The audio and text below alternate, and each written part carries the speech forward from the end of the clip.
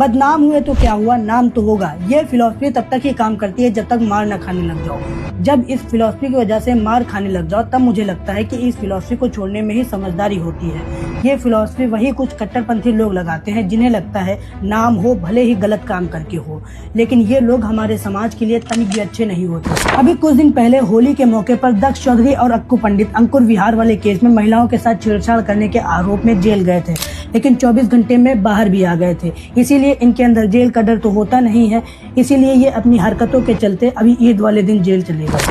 ईद के दिन मथुरा में हुए विवाद की जड़ें सीधा मथुरा के ग्राम आइनो छाता बरसाना रोड स्थित चंद्रशेखर बाबा और फरसा वाले बाबा तक पहुंचती है। फरसा वाले बाबा की पुरानी वीडियोस देखकर मुझे पता चलता है कि फरसा वाले बाबा बरसाना क्षेत्र में एक गौशाला चलाते थे, इसीलिए उनके आसपास एक ऐसा समूह बन गया था जो काफी आक्रामक और विवादित बयान देता था। और फरसा वाले बाबा भी नए नए लड़कों का ब्रेन वॉश करते थे और सांप्रदायिक विवादित बयान देते थे।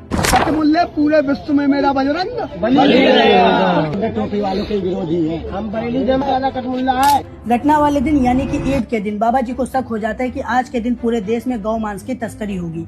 इसीलिए बाबा जी सुबह 3 से 4 बजे अपने चेलों के साथ दिल्ली आगरा हाईवे NH-19 पर शिकंजा लेकर पहुंच जाते हैं। हल्के अंधेरे और धुंध में बाबा जी अपने साथियों के साथ सड़क पर आने जाने वाले कंटेनर्स और ट्रक को रोककर गौ तस्करी के शक में जांचने लगते हैं। पुलिस और जिला प्रशासन का कहना है कि बाबा जी ने जिस समय जिस ट्रक को रोका था उसमें गौवंश नहीं बल्कि किराना और परचून का सामान था।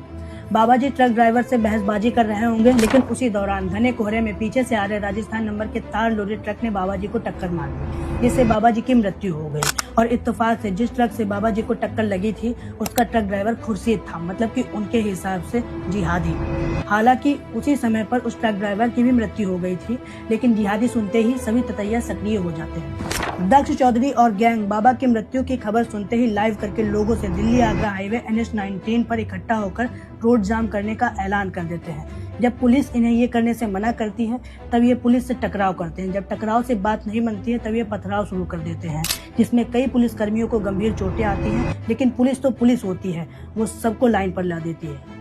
हिंसा करने, अफवाह फैलाने, सरकारी काम में बाधा डालने, पुलिस पर हमला करने और सार्वजनिक संपत्ति को नुकसान पहुंचाने जैसे आरोपों में पुलिस चरणबद्ध तरीके से 22 लोगों पर नामजद और 250 से 300 लोगों के खिलाफ अज्ञात रूप में FIR दर्ज करती है, जिसमें दक्ष चौधरी सहित अन्य 20 लोगों को न्यायिक हिरासत में जेल भेजने का काम करती है।